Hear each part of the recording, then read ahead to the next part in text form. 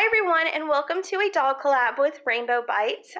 We both created a really cute outfit for Barbie's babies, and I'm going to show you what I used to make mine.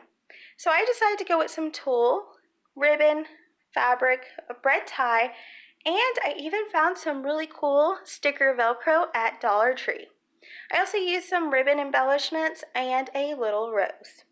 So here is my outfit all complete, and it was so simple to make because it was all a no-sew look. And if you guys want a tutorial on this look, please let me know in the comments down below and I'll recreate it for you.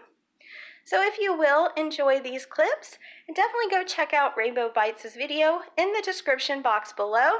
Give me a big thumbs up and subscribe for more.